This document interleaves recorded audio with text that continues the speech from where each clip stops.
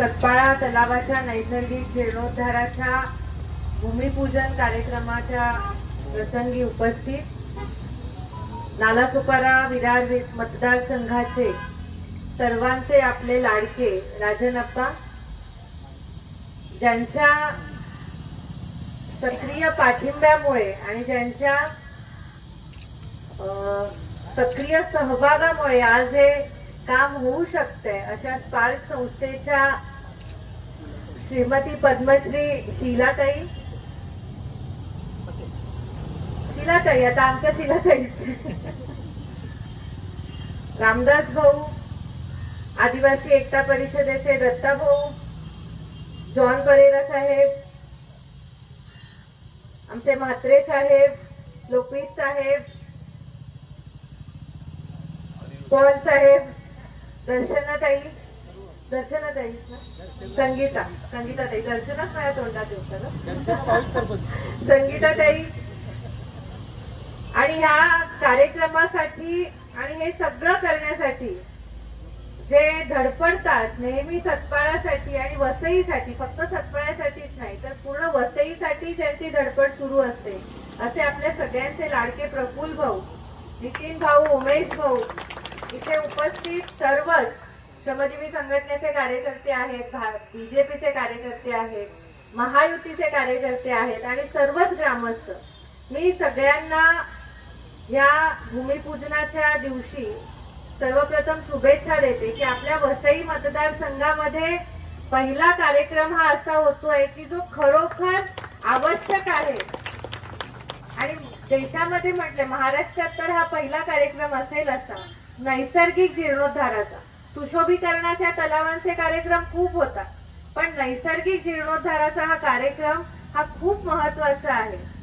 कारण आपल्या शीलाताईंनी जसं म्हटलं, आपल्या पृथ्वी तलावर 72% पाणी आहे आणि त्या 72% पाणी मधल्या फक्त 1% पाणी हे पिण्याजोगं आहे.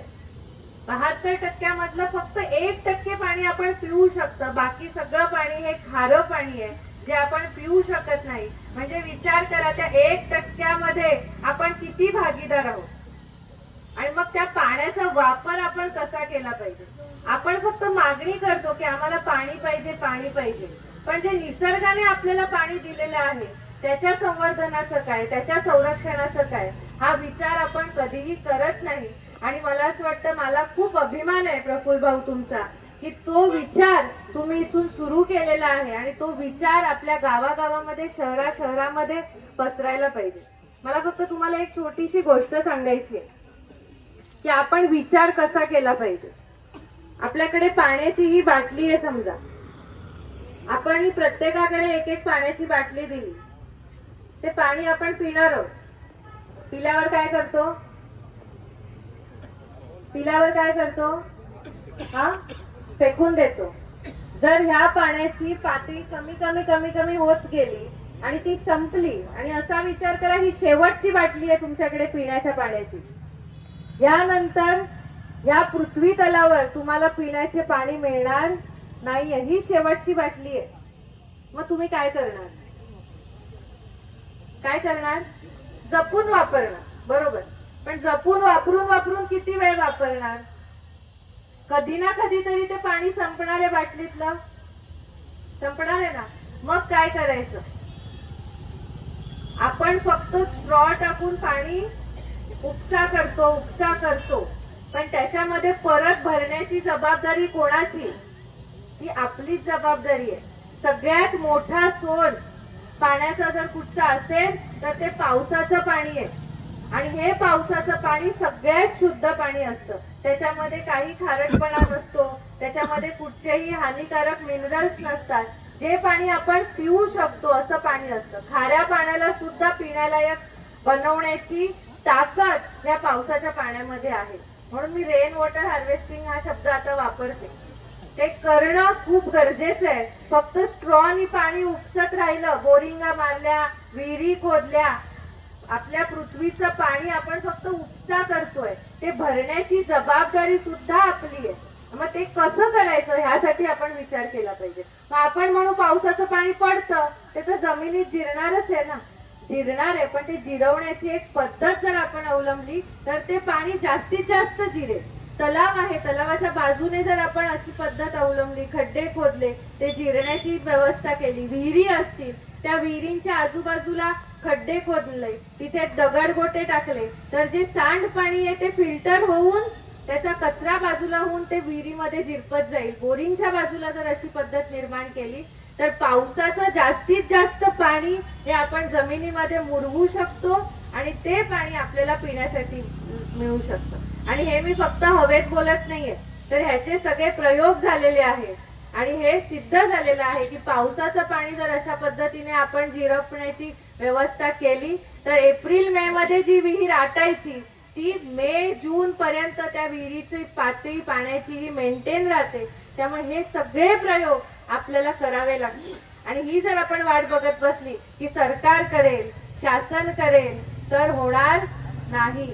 आपल्याला सुरुवात करावी लागेल. कुठेतरी आपण प्रयत्न केले पाहिजेत. कारण पाणी कोणाला प्यायचंय?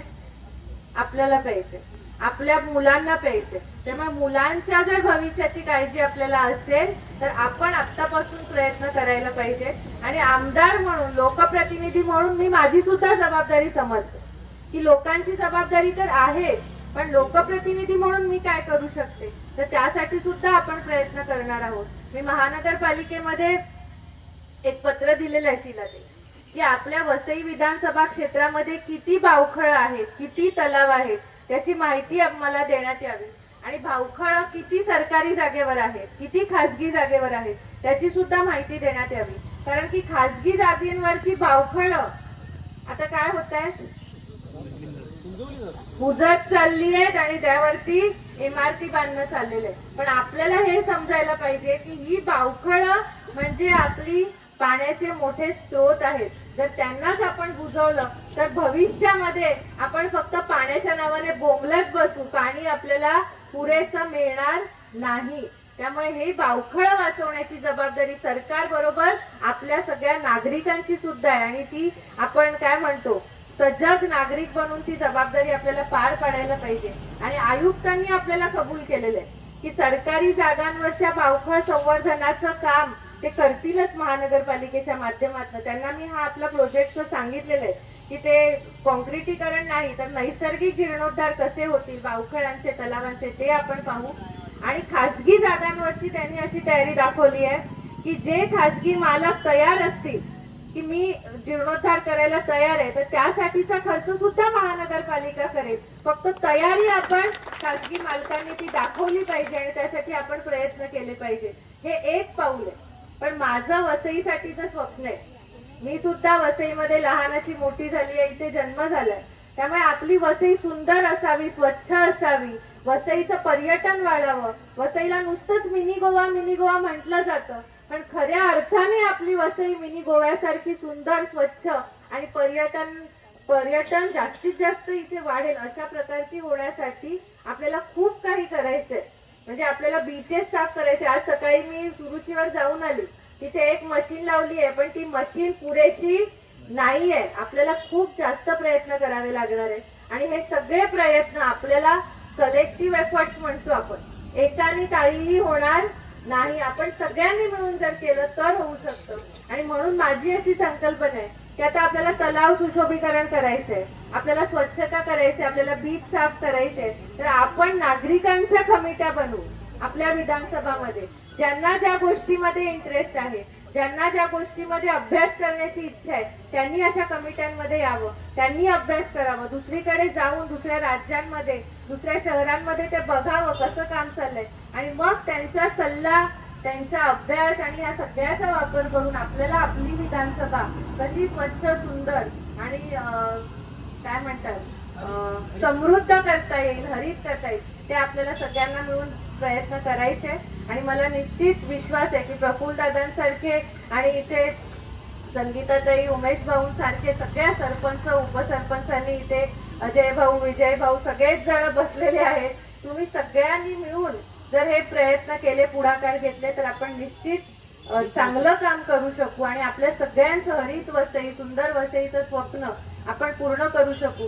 आणि गावं किंवा शहर काहीही असू दे, ग्रामपंचायत असू दे किंवा महानगरपालिका असू दे, आपलं ध्येय हे असलं पाहिजे की लोक सुखी झाली पाहिजे, लोकांना सगळ्या सोयी सुविधा मिळाल्या पाहिजे आणि आपली पुढच्या पिढीचं भविष्य वसईमध्ये सुरक्षित राहिलं पाहिजे. त्यासाठी आपण कटिबद्ध आहोत आणि त्यासाठी निश्चित आपण सगळ्यांनी मिळून प्रयत्न करूया. आजच्या कार्यक्रमासाठी पुन्हा एकदा मी शुभेच्छा देते आणि आप्पा या कार्यक्रमासाठी आले, मामाच्या गावामध्ये आप्पा आले, आप्पांचे सुद्धा खूप खूप धन्यवाद देते. आणि आप्पा तुमचं मार्गदर्शन आम्हाला लागणार आहे, ते मार्गदर्शन आम्हाला देत राहा आणि वसई, नालासोपारा, विरार हे एकत्रितरित्या आपण सगळेजण मिळून कसं छान सुंदर करता येईल ह्यासाठी आपण प्रयत्न करूया. तुमचे विषय हे आमचे विषय आहेत, आमचे विषय तुमचे विषय आहेत, त्याच्यामुळे आपण एकमेकांच्या पाठीशी नेहमी उभे राहू. आणि आप्पा खूप मोठ्या आव्हानाला सामोरं जात आहे नालासोपारा विधानसभेमध्ये.